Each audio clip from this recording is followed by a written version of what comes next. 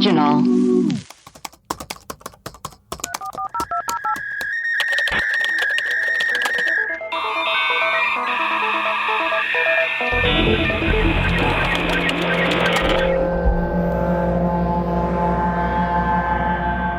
Hello and welcome to Web Crawlers. This is our mini episode where we take a full episode and make it smaller. I am Allie Siegel. I am Melissa Stettin. And I'm producer Maria. Maria's going to be a little bit MIA throughout this episode because she is writing some angry emails about ground beef to different corporations. No, I'm trying to rescind my angry email because it was all a mistake. Yes. And it wasn't angry. It was just pointed.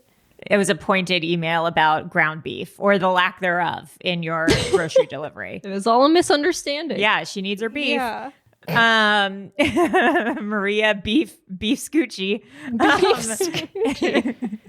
How do I contact Instacart and tell them that the email I just sent them was wrong? Use the same email address. It doesn't give me an email address. It's just like I have to do it through my have other questions. Visit the Instacart help center. If they ever email you back, just be like, sorry, it was a mistake. Or like, whoops, I got hacked. I got hacked.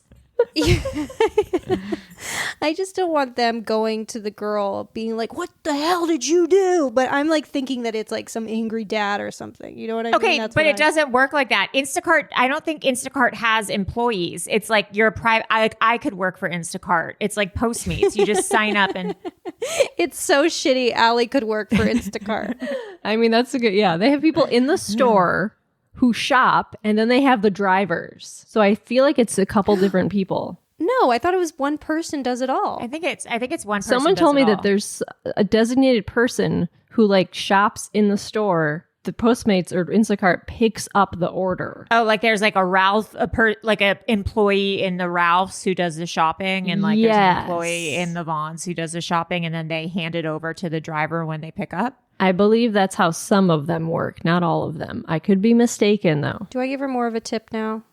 That you cost her job? Yeah, but I didn't. What you're saying is, and by the way, I wasn't like saying your employee. I just said, hey, like the ground beef that I was told would be in the basket was not there because it's not on the receipt. Beef in the basket. It's not on the receipt. Where's the beef, right? Where's the beef, am I right? Okay, well, speaking of beef in the basket, today we're doing an episode on the death of Brittany Murphy. God. Gone far too soon. The mysterious death of great actress from Clueless, Girl Interrupted, so much more. Brittany Murphy died amongst mysterious circumstances. She and then her husband died, I think, months later. Melissa, why don't we get into that and we can kind of flip-flop and describe kind of what happened in our theories. So, like, her death has always been kind of a mystery to me because I've always heard so many different rumors where it's like, oh, she had an upper respiratory infection, or she died of mold, or she died of this and that. So, like, we've never really figured out how she actually died. So, hopefully this will give you some insight into what really happened. So Brittany was born November 10th, 1977, and her parents divorced when she was 2, and she was raised mostly by her mom. And her dad, Angelo, was apparently in and out of jail, and he was connected to the mob. Wow. Yeah. And so she moved to LA with her mom because she wanted to pursue acting, and her mom was like, yeah, absolutely. So like they sold everything, and they're like, fuck it, let's go to LA. Let's make you a star. I think her mom had like stage mom vibes. Yes, she did. That's what I've read. They were very close. Like they had like a borderline codependent relationship is what we'll come to find out later. Yeah. And I have a theory about the mom too, but continue. So she immediately started booking roles. She was a guest star on Parker Lewis Can't Lose. And Blossom and Sequest, Sister Sister, Party of Five, Boy Meets World. Like she just immediately started booking things. Yeah. And obviously her breakout role was Ty in Clueless. And she was 18 when she was in Clueless. Wow, that's crazy that they actually cast teens to play teens. I know. What a world. Yeah. She was in Girl Interrupted. Great movie. Drop Dead Gorgeous. Don't Say a Word. 8 Mile. She was in 8 Mile in 2002. And she briefly dated Eminem. Wow. How fun. Incredible. How fun for them. She was in Sin City. And she was a voice actor in Happy Feet. And she was in Spun. You guys remember Spun? No, what is that? It's like the drug did movie. she work in a grocery? Yeah, she worked in like a grocery store or something? Doing something like that. I do remember that vaguely, yes. Yeah, and then she was the voice of Luann on King of the Hill for like 13 years up until I didn't know that until just now. That's so cool. Yeah, I watched a few King of the Hills, but like I didn't Maria, what are you smiling about? I was smiling at what you just said. You said I didn't know that till right now. And then I smiled because you were excited. You're happy that you have this new knowledge. I was happy for Allie that she, You're living in a post-knowledge that Brittany Murphy played Luann world. Yeah. I upped her tip, by the way, the Instacart That's girl. very I nice just of upped you. it a little bit. Just in case, Daddy Instacart gets on her case. That's even good. though I emailed Daddy Instacart and I said, Instacart. please disregard my last email. The beef has been found. Houston, we found the beef. The beef was found. So I hope, That's great. Great news. Yeah. Brittany Murphy was also in this movie Across the Hall in 2008. So this movie Across the Hall, it had Adrian Grenier in it. Oh, yeah. And this other guy. It was based off of this short movie that my ex-boyfriend, this guy named James, was in with Adrian Grenier, and they were going to make it into a feature, and they cut out his part and replaced him with like a more famous guy, and he was Oh my God, really? He was so sad. I felt That's so bad for amazing. him. Yeah, he's not really an actor anymore.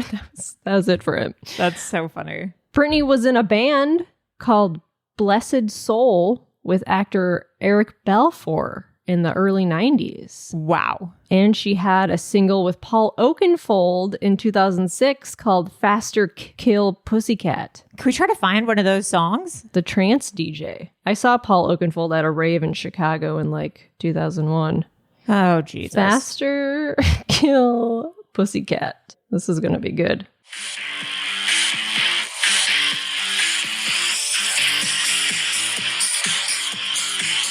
I'm into this.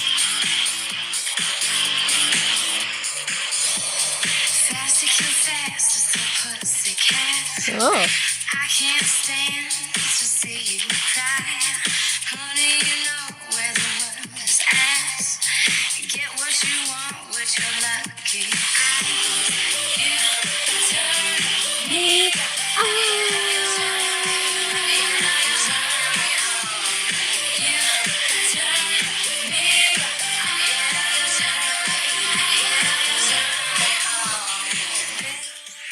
Okay. I don't hate it. I don't hate it. I remember that song. So I guess she also, most famously, I think we remember she dated Ashton Kutcher in 2002. Yeah. Because they met on a movie, right? What movie? Weren't they in a movie together, or did I make that up? 2002. Oh, was it 8 Mile? Was Ashton Kutcher in 8 Mile? What was it? Ashton? Maybe No, they Don't were Say a in Word? Vegas. No, they were in the Vegas movie. where No, they that was Cameron married. Diaz, wasn't it?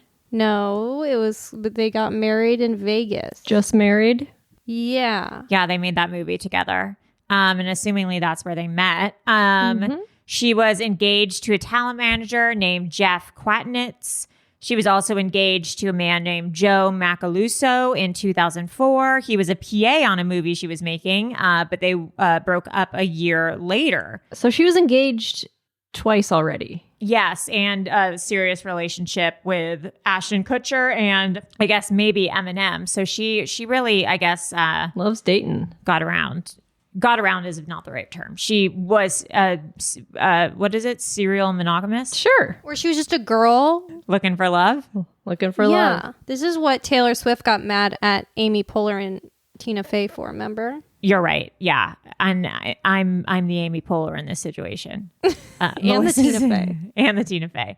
And then in the early 2000s, people were spreading rumors that she was on drugs because she got so skinny. Yeah. She denied doing drugs. She said she had a heart murmur and was afraid of drugs. First of all, you can get a heart murmur from disordered eating habits, like whether it's anorexia or bulimia, that can give you a heart murmur if it's true that you did have a heart murmur. Although I don't know if when they did the autopsy or eventually if when they looked into it, if she did have a heart murmur. However, if you look at the people that she's dated, Eminem is long time sober now. So Right. that's interesting. I mean, like, assumingly he was an addict and they were in a relationship together. Mm-hmm. And she's done a lot of movies that have to do with like addiction. Girl Interrupted. Girl Interrupted, 8 Mile, Spun. So I don't know. It's maybe there's some sort of theme there in terms of like That's interesting. addiction and codependency and things like that. Also, if you're on the rave scene, you know, that tends to be a little bit just popping ecstasy drug every fuel. night. Yeah. So, I mean, that is something to consider. Anyways, Melissa, then what happens when she meets Simon Monjack, the greasy The greasy guy. So she married this British screenwriter, Simon Monjack, in 2007, and Brittany was his third wife. Yikes. And apparently his first wife said that he owed her $50,000 and that he had like kind of a shady past. And people warned Brittany about being involved with him just because everyone like heard like, oh yeah, that guy, like he's a con man. He's shady. Like don't get involved with that guy. He's like very like Weinstein looking. Like he's not a handsome he is. fellow. And he was controlling. He was reportedly nicknamed in Hollywood Conjack. Oh boy. Because he owed a bunch of people money. And he also had spent time in jail. And he almost got deported back to... He's British, right? Yeah. Apparently he came onto the set of the Lifetime movie The Caller that Brittany was doing. And he was drunk. And people asked Brittany to get him to leave. And she wouldn't. So she got fired. Oof. And so, but Brittany's mom loved him. I'll say it a little bit early. After Brittany's death, Brittany's mom and Simon moved in together and started sleeping in the same bed. They say in an interview, they speak openly about in an interview, and the mom is like, I just wanted comfort. We both needed comfort. We were like mourning. It wasn't romantic. But I'm like, you don't sleep in bed with your daughter's husband. That's not a comforting thing. That's romantic. There's no way around that. So one of my guesses is that maybe Brittany's mom and Simon were having some sort of relationship, some sort of romantic relationship. And I don't know if Brittany knew that and that led her to drinking and drugging and eventually overdosing. Oh, interesting. Or if, you know, they wanted to out her somehow and get money from her life insurance or something. I don't know. But it's just that is something to be said, that the relationship between Simon and Brittany Murphy's mom was bizarre and inappropriate. Yeah, this whole thing is so weird. Yeah. So that she lived with her mom and Simon in the Hollywood Hills. And they were apparently hoarders. And some of the windows were boarded up. So there was like mold and no airflow. And the bathroom was full of just like products, just like stacks and stacks of just like products everywhere. Like they were just hoarders. Yeah. They had so much stuff. The weirdest thing about this is like right after she died, Simon did a really in-depth interview with Radar Online, and he like let Radar into the house with a whole camera crew. And they like go through the bathroom, and he's like, oh yeah, this is where I found Brittany. This is where she was sitting last. This is where I found her slumped over in the bathroom. Like this is the carpet that she was lying on. Do you want to feel it? Like that's crazy. Yeah. And then he gives a tour of all the places that she was the last night she died. And then he's smoking a cigar throughout the whole interview, which is insane. And then he goes through her closet and he's like, these are all the clothes. I should probably sell them or donate them. And then he like picks up like jeans and a jacket and was like, oh, she looks so cute in this. This was really cute. Like, isn't this a great jacket? Like, aren't these great shoes? And then in the bathroom again, he goes through some of the products that she has. And it's like, oh, this is a shampoo that she uses. It was really creepy and also lacked all empathy or sadness that his wife had died. So bizarre. Like a month or a few weeks ago. He was just, It was almost like you were in like Madame Tussauds wax Yeah. museum or like the Hollywood Museum and someone was giving you a tour. Like it was just such a weird fame money grab. It was really, really bizarre. That's so weird. Yeah, I saw stills of like if you Google her apartment, there's like stills from that shoot. Like I wonder if it's still piles on and YouTube. piles of stuff. Yeah. Okay. So world exclusive video. Brittany Murphy's husband shows the bathroom where she collapsed Yeah. March 22nd, 2010. That's like 3 months after she died. Cosmetics. Well, most of the cosmetics are mine, as I ended up having to buy them over the years for the hair and makeup. And this is the little doggy couch where she actually fell. She fell on Clara's chaiselong. She was put on a side right here next to the chaiselong.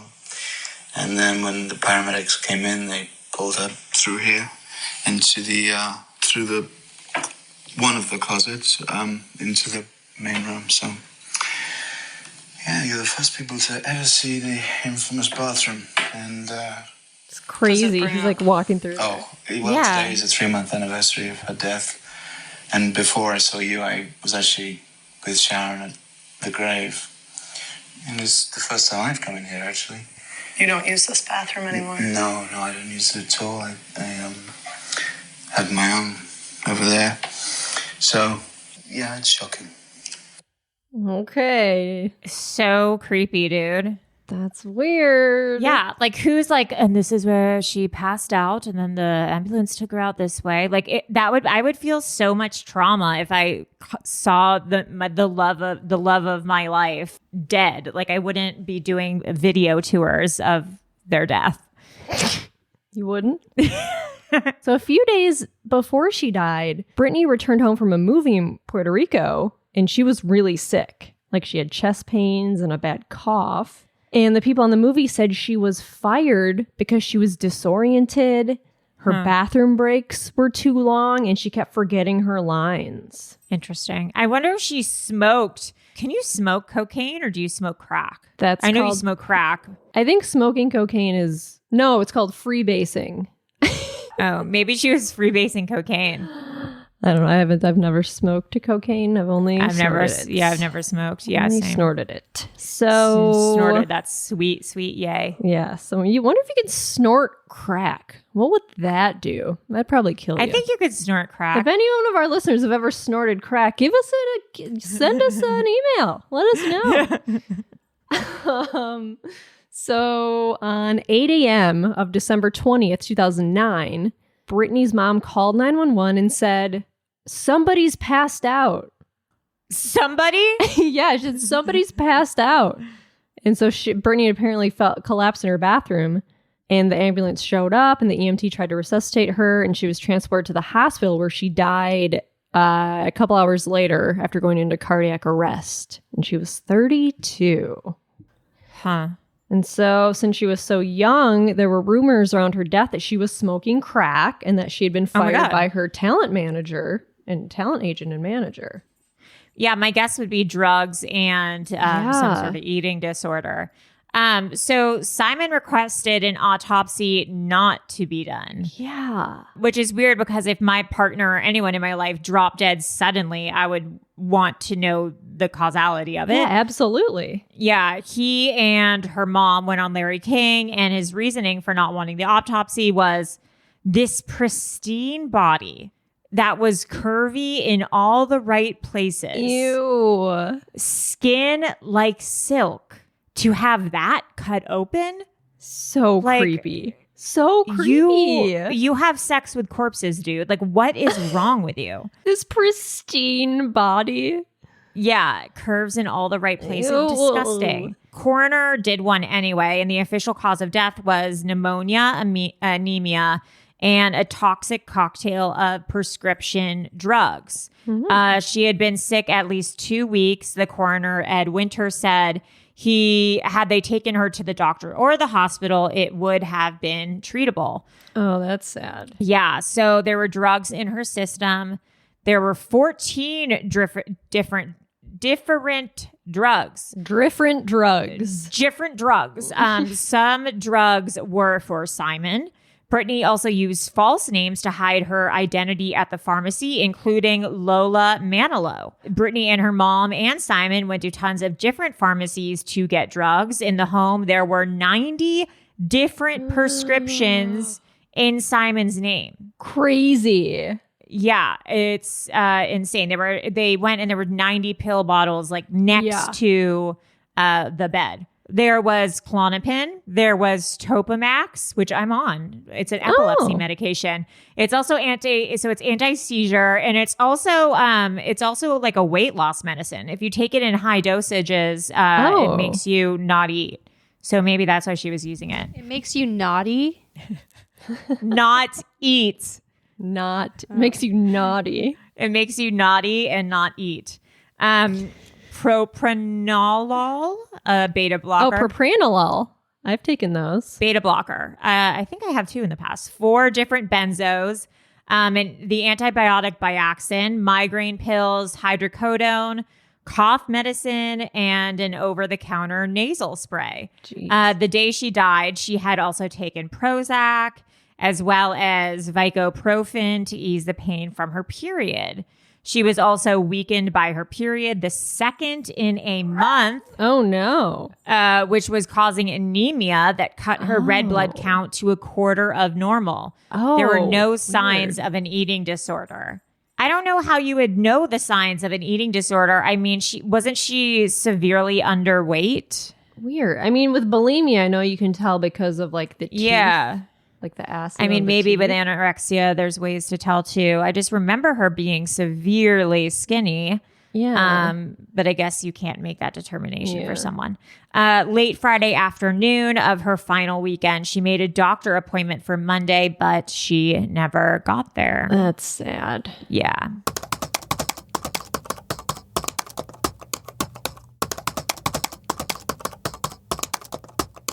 So then Simon died 5 months later on May 23rd, 2010. 2 months after he made that video, the Radar Online video, he died.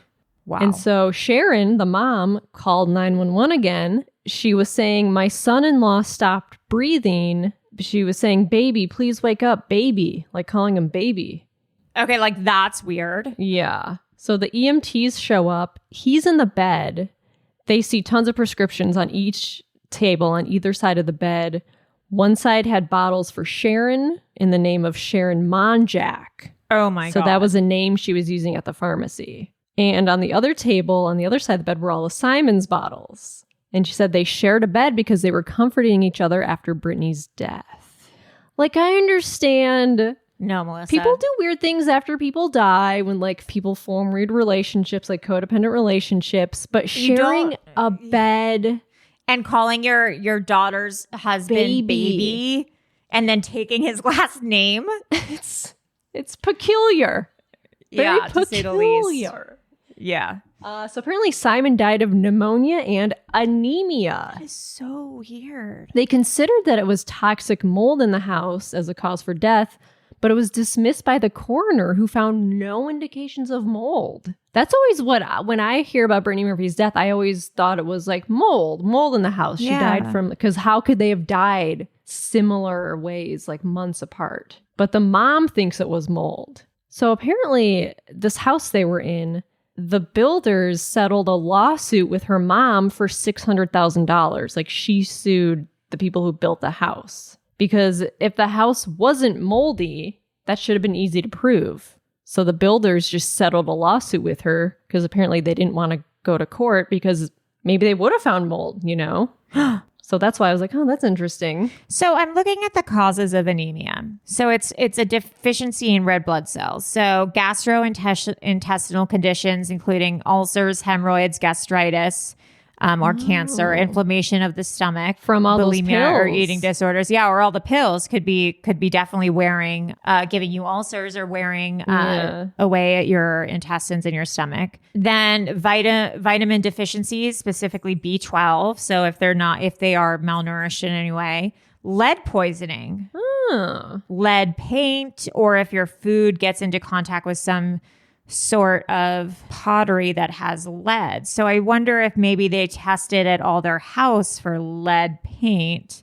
A diet without enough iron, certain drugs, food, and caffeinated drinks, Crohn's disease. Because it makes sense that Brittany had anemia if she was having her period like twice a month. So I wonder if they tested their stomach. Okay, advanced kidney disease. So I wonder if they could have had hepatitis. Oh, but would that have shown up on Brittany's autopsy? Did they test for I'm sure it would. I wonder. I don't know, because I was just thinking if you are potentially a drug user, maybe you could contract hepatitis or something, and then a hepatitis can lead to anemia. I don't know. Sorry, I'm just spitballing. Okay, continue. Sorry. So the weird thing about the house is that the mom lived in the house for 2 years more after Brittany died. If she was claiming like mold in the house, wouldn't you move out immediately? Yeah, I would get out. So Brittany's dad, who was like not in the picture, just like all of a sudden came back in and was like, I want her hair tested. I want her hair sent to a lab. And he claimed a toxicology report showed poisoning by heavy metals from hair samples. Oh, probably lead for anemia. But those were proved to be from hair dye, is what it could have been from. But that's like kind of inconclusive. I wonder if the mom maybe killed them both or something. So then there was a foundation. In January 2010, Brittany's mom and Simon Monjack established the Brittany Murphy Foundation. Obviously, this was before Simon died. Yeah. A charitable fund for children's arts education, as well as supporting the USO and cancer research. The foundation was launched on February 4th, 2010, at a fundraising event at the Saban Theater in Beverly Hills. After a record search revealed that the foundation not-for-profit status had not been filed, the foundation refunded any donations received, aka it was a scam. Yeah. In an official letter on the foundation's website, they stated that in an effort to get the foundation set up as quickly as possible, they had established it as a private foundation with plans to apply for nonprofit status later. However, they said that they had decided to wait until the foundation's nonprofit status was approved before going any further in order to truly honor Murphy and the foundation's charitable goals. It sounds fishy. Yeah, for sure. On November 10th, 2013, the Brittany Murphy Foundation was officially relaunched by her father, Angelo Bertolotti. As of September 2018, the Brittany Murphy Foundation appears to be defunct. Like her dad came in like years later and was like, yeah, I'll start this foundation. But her dad was like shady. He was part of the mob. Like he probably was just in it for the money. Well, I feel almost my gut instinct is that like I think her dad's kind of like a reformed good guy because he was in jail. Like maybe he was, I mean, I've probably been watching too many jail documentaries. But I feel like Simon was I feel like Simon was a bad guy and a scam artist. And then finally, like Brittany Murphy dies. And he's like, oh my God, what happened to my daughter? Like I've been absent her whole life. Like test her hair. Let's figure out what happens. And then he's like, oh God, now this charity they made in her name is a scam. I'll take it over. And then he's like, I don't know what to do with a charity nonprofit. And then you just kind of let it whittle out, you know, like he's like, I don't know how to run a charity. Yeah, that's possible too. Brittany's friend, Julia Davis, became a whistleblower about terrorists being let into the country. This is a weird turn. What? There was going to be a huge court case about it, and Brittany was going to be a witness. She was super paranoid. Brittany was super paranoid about it. The mom was paranoid too, and they were worried that airplanes and helicopters were watching them. So they had installed all these cameras in their house with security guards and stuff. This was prior to their deaths. This like her friend Julia Davis, I mean, could potentially be mentally ill, but she was like, yeah, well, I was about, there was a court case and Brittany was going to testify to be a witness in this thing. And like, maybe she was killed and maybe this, but it's like. So she's implied that like Brittany Murphy was killed by terrorists. Yes, because she was about to disclose their location. Like Brittany Murphy was like killed by ISIS. Yes, that's what so that's a crazy theory that's out there. Just wanted to throw that out there. And then there's some other theories. Yeah. So what are some of these? Well, this is one that you already brought up, that the mom killed Brittany because she was talking about she was having an affair with Simon. Brittany and Simon were talking about having a baby and moving to New York, and the mom was jealous because she's like, oh no, they're going to push me out of their life. They This can't have throuple? me. Yeah, this throuple, they're going to push me out. So the mom was jealous, and so she potentially killed Brittany. Wow, that's weird. And then maybe like Simon finally was like, "Hey, I want to date young babes." And then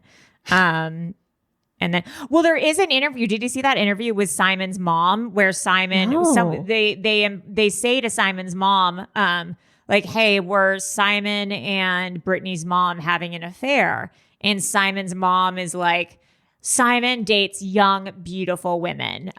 So what do you think?"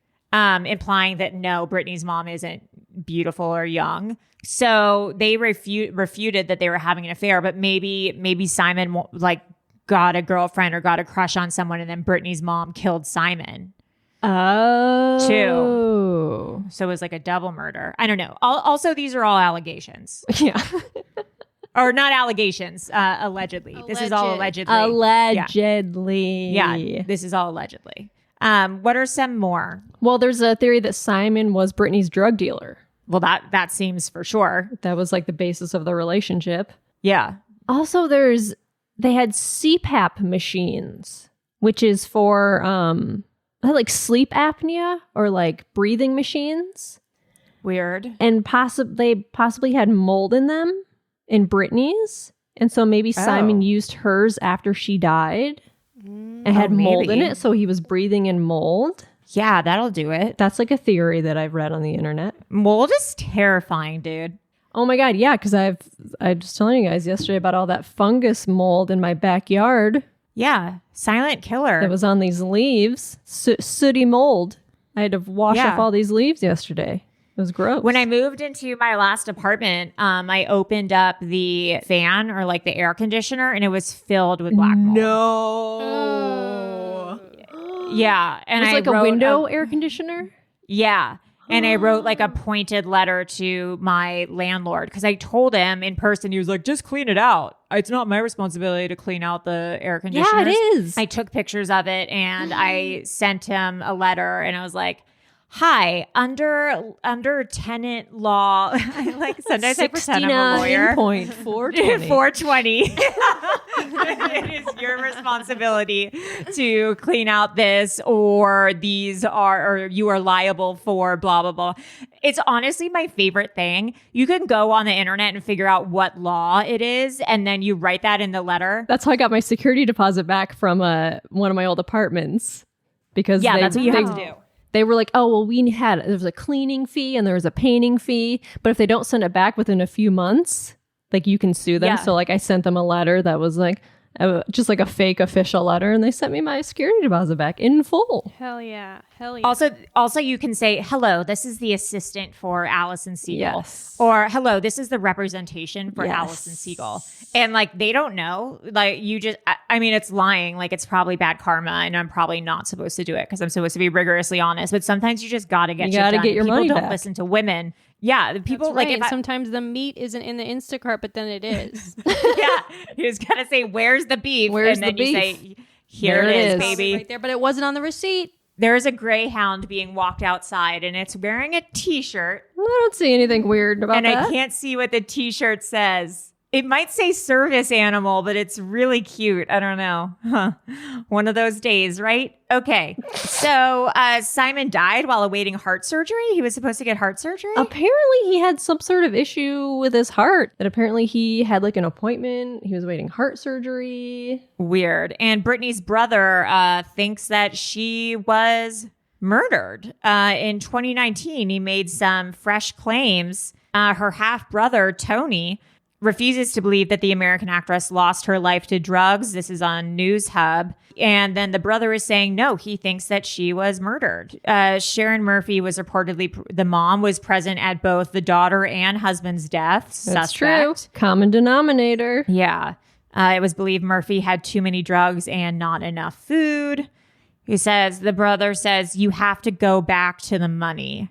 Uh-oh. So he says, whoever's got the money knows the truth. So I wonder who got their life insurance. Now, whatever happened to Brittany Murphy's mom? It says Sharon Murphy reportedly disappeared from the limelight following Monjack's death and hasn't been in contact with anyone since.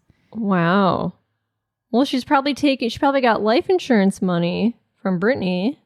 Maybe she got life insurance money from Simon as well. Yeah. Murphy's mother inherited through her estate through Monjack, who died. Oh, she got that $600,000 settlement from the builders of the house, so she got that money. Okay, so she got that. She got Brittany's estate, and then Brittany Murphy's mom sold her personal items on auction. Ew. Even sold her jeans, her dresses, even her passport for thousands of dollars on an auction site. Ew. Ugh. Let us know what you guys think, or if you guys have any details or ideas about this. Yeah. Oh, and just so you guys know, there is a sale, and we just dropped some really cute new merch. Yeah. We have stuff for kids. We have Christmas ornaments. We have some new sweatshirts that Melissa and I both bought. Hell yeah. And we have a mask. We have some quarantine COVID masks, a Bigfoot mask. Maybe I'll make some more today. So you guys can stay safe out there. LA is under another lockdown. It's illegal for us. We got a really confusing order. It's illegal for us to walk on the street. But the parks are still open. So it's the parks and hiking trails are still very open. confusing. So go to... Oh, go ahead. No, I was Sorry, just going Allie. to... I'm sorry. Go ahead. Go. Where's the beef? Webcrawlerspod.com or hothorse.horse to buy our products. And everything's 20% off automatically taken off.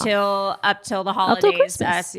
So you can do, or Hanukkah. So you can do your shopping. Maria, yeah? Oh, I was gonna say, now that there's no more Web Crawlers episodes until next Tuesday, you could go check out the new season of The Big Ones, which is also an Erio show. Oh, right. And that's my other podcast. And we just started up a new season, and we've got Kobe Smulders and Johnny Mays are our first guests. And check it out; it's really fun. We talk about moral quandaries, like would you kill a baby to save a village? So go check that out.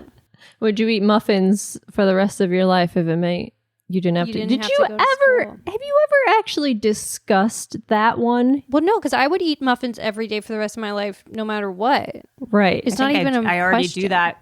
Yeah, that's true. And then if we're plugging things, for the holidays, if you want to get a gift certificate for a friend for Reiki or tarot or like life coaching, or if you want like New Year, New You. New Year, New You. New Year, New You. You can go to higherselfhealers.com and sign up for tarot or life coaching or Reiki with me. And I would love to work with you. And I'm going to promote my podcast, Web Crawlers. That's this podcast. So if listen to this podcast. If you want to. Somehow this episode is like an hour long. This is our longest episode ever. All right. Well, darn tootin', that's it. I hope everyone has a great day. I am Allie Siegel. I am Melissa Stettin. And I'm Maria Where's the Beef Blasucci. I'm going to make a Where's the Beef shirt. It's in the bag. The beef is in the basket. It's in the bag. The beef has been found. The beef has been Houston. We have a problem. Beef. Houston, we found the beef. We found the beef. We found the beef. Alrighty. Bye, guys. Bye.